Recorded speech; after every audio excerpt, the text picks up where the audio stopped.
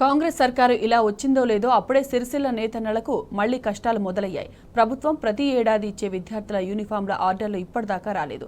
మార్చి నెలలోపే యూనిఫామ్లు ready చేయాల్సి ఉన్నా ఇంకా ఆర్డర్లే రాకపోవడం నేతన్నలను విస్మయానికి గురిచేస్తోంది. అసలు కాంగ్రెస్ సర్కారు ఆర్డర్లు ఇవ్వకపోతే తమ భవిష్యత్తు అంధకారమేనని సిరిసిల్ల కార్మికులు ఆందోళన చెందుతున్నారు.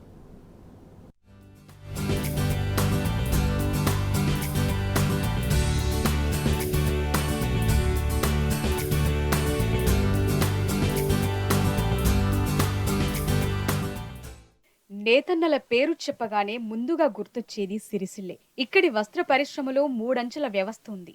ఈ వృత్తిపైనే ఆధారపడి యజమానులు, ఆసాములు, కార్మికులు వేల సంఖ్యలో ఉన్నారు. 10 ఏళ్ల కింద ఉమ్మడి ప్రభుత్వంలో వస్త్ర పరిశ్రమ తీవ్ర సంక్షోభాన్ని ఎదుర్కొంది.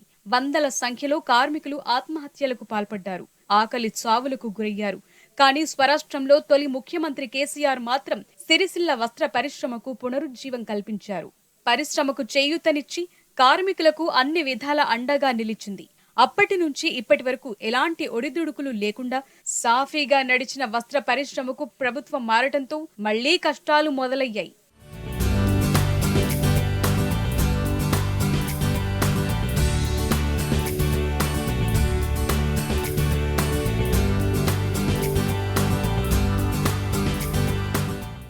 గత ప్రభుత్వం సిరిసిల్ల నేతన్నలకు ఉపాధి కల్పించింది. బతుకమ్మ, క్రిస్మస్, రంజాన్, ఆర్వీఎం వస్త్ర ఉత్పత్తుల ఆర్డర్లిచ్చి వారి బతుకులకు భరోసానిచ్చింది. 25,000 మరమగ్గాలపై బతుకమ్మ చీరలు, 18,000 మరమగ్గాలపై ఆర్వీఎం దుస్తులు తయారయ్యేవి. 30,000 మంది కార్మికులకు ప్రత్యక్షంగా, పరోక్షంగా ఉపాధి లభించింది. మొత్తంగా కేసీఆర్ సర్కార్ 3,000 కోట్ల వస్త్ర ఆర్డర్లిచ్చింది. అప్పటి ప్రభుత్వంలో చేనేత జౌళి శాఖ మంత్రిగా కేటీఆర్ ఉండటం వల్లే ఇది సాధ్యమయ్యింది.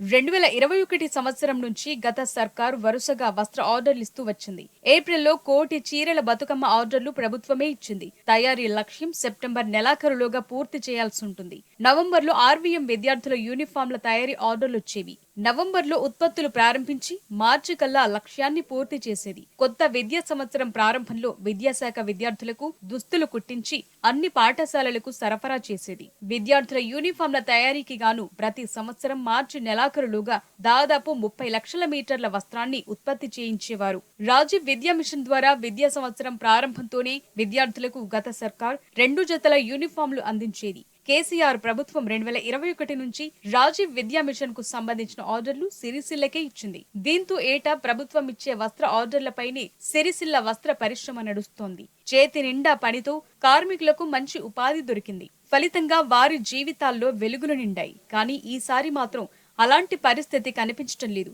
ఇప్పటిదాకా సర్కార్ నుంచి ఎలాంటి ఆర్డర్లు రాకపోవడంతో నేతన్నల్లో ఆందోళన మొదలైంది. రాష్ట్ర ప్రభుత్వం సిరిసిల్లలో ప్రతి సంవత్సరం బతుకమ్మ చీరల తర్వాత ఆర్వీఎం క్లాత్ను ప్రతి సంవత్సరం నవంబర్, డిసెంబర్ మాసంలో ఇక్కడ బతుకమ్మ చీరలు అయిపోయిన తర్వాతనే వెంటనే ఉత్పత్తి చేసేది.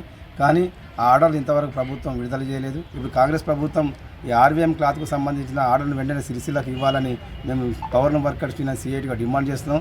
ఈ సంవత్సరం ఆర్డర్లపై ప్రభుత్వం నుంచి ఎలాంటి క్లారిటీ లేక పూర్తి సందిగ్ధం నెలకొంది. గత నవంబర్లో రావాల్సిన ఆర్డర్లు ఎన్నికల స్కెడ్యూల్ తో ఆలస్యమయ్యాయి. కొత్త ప్రభుత్వం వచ్చిన తర్వాత కూడా ఆర్డర్లు రాకపోవడంపై అనుమానాలు వ్యక్తమవుతున్నాయి. ఈసారి ఆర్డర్లు వస్తాయా లేదా అన్న మీమాంసలో పవర్లూమ్ యజమానులుండగా ఉపాధిపై నేతన్నలు ఆందోళన చెందుతున్నారు. ఇప్పటికైనా ప్రభుత్వం తమకు ఆర్డర్లు ఇవ్వాలని కోరుతున్నారు. ఆర్వీఎం రాజీవ్ విద్యా మిషన్కి సంబంధించి 1,30,00,000 మీటర్లు గత ప్రభుత్వము ఈ నవంబర్, డిసెంబర్ మాసాల్లో ఇక్కడ సిరిసిల్లాకు ఆర్డర్ ఇవ్వడం జరిగింది.